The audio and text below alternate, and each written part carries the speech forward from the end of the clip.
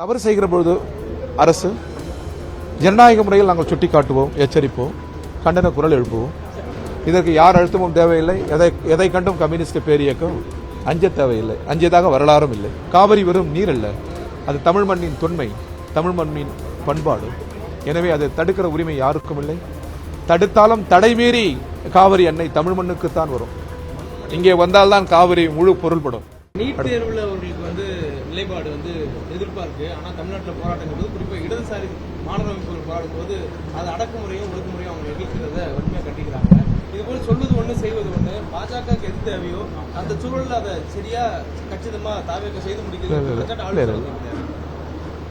சென்னையில் இந்திய ஜனநாயக வாலிபர் சங்க தோழர்கள் எஸ்எஃப்ஐ தோழர்கள் போராடிய போது காவல்துறை உரிய இடத்தில் அனுமதி அவர்களுக்கு தந்திருக்க வேண்டும்.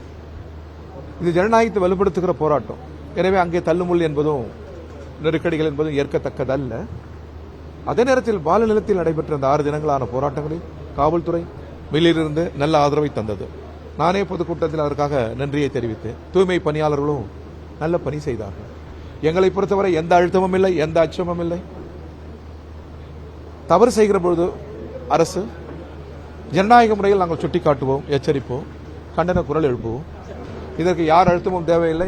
எதை கண்டும் கம்யூனிஸ்ட் பேரியக்கம் அஞ்ச தேவையில்லை. அஞ்சதாக வரலாறும் இல்லை. திமுக போன்ற ஜனநாயக சக்திகளோடு இணைந்து திரும்பி இணைய வாய்ப்பு இருக்கு, நாங்க தயாரா இருக்கோம் அப்படிங்கிற ஒரு கருத்து எப்பொழுதும் திமுக மட்டுமல்ல, அதிமுக, தாவேகா, இன்னும் இருக்கிற ஜனநாயக சக்திகள் தமிழ்நாட்டில், இந்தியாவில் இந்த சக்திகளுடன் எப்பொழுதும் நாட்டு நலனுக்காக, இறையாண்மையை காக்க, பன்முகத்தை காக்க, சட்டத்தின் ஆட்சி முறையை காக்க இணைந்து நாங்கள் போராடுவோம். தேர்தல் வருகிற பொழுது அப்பொழுது எங்கள் கட்சி கூடி அவ்வாறு முடிவு செய்வோம். இப்பொழுது நாங்கள் போராடுவதற்கும் எளிய மக்களுக்காக குரல் எழுப்புவதற்கும் இடதுசாரி ஒருங்கிணைப்பு குழுவை நாங்கள் உருவாக்கியிருக்கிறோம். ஆகஸ்ட் 4ஆம் தேதி மார்க்சிஸ்ட் கம்யூனிஸ்ட் கட்சியின் தலைமை அலுவலகத்தில் அந்த கூட்டம் நடைபெற இருக்கிறது. ஒரு கம்யூனிஸ்டுகள் இணைந்து ஒரு பிரம்மாண்டமான பேரணி ஒன்றுக்கு நாங்கள் திட்டமிடுகிறோம்.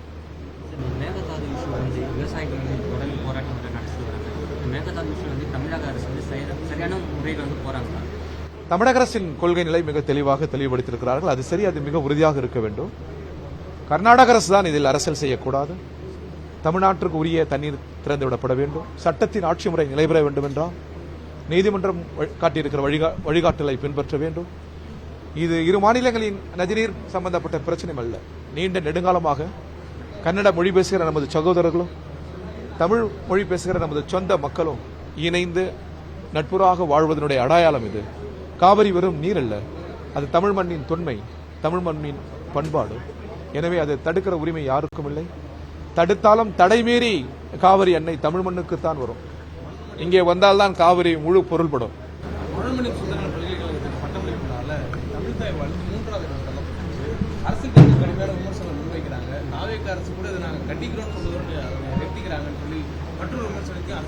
நாங்கள் ஏற்கனவே இது சம்பந்தமாக அதிகாரப்பூர்வமான அறிக்கையை முன்மொழிந்திருக்கிறோம். தமிழுக்கு முன்னுரிமை அளிக்கப்பட வேண்டும். அதில் எந்த சமரசமும் கூடாது. இதர தேச பாடலை கம்யூனிஸ்டுகளும் தமிழக மக்களும் யாரும் எதிர்த்ததாக எனக்கு தெரியவில்லை, எதிர்க்க மாட்டோம். ஆனால் அதே நேரத்தில் வந்தே மாதரம் என்பது பெரும் இழைகள் இருக்கிறது, பிழைகள் இருக்கிறது, சர்ச்சைகள் இருக்கிறது. இது குறித்து நாடாளுமன்றத்தில் விவாதிக்க வேண்டும். அது குறிப்பிட்ட சிறுபான்மை மத மக்களை கடந்து செல்வதாக இருக்கிறது. அது ஏற்புடையதல்ல. தமிழுக்கு தான் முன்னுரிமை. மொழி வழியில்தான் இந்திய நாடு அமைந்திருக்கிறது. மொழி வழி மாநிலங்களின் கூட்டு செய்வதுதான் இந்தியா. எனவே தமிழுக்கு முன்னுரிமை, இதர தேசபக்த பாடலுக்கு பெரும் மரியாதை. இதான் எங்கள் நிலை.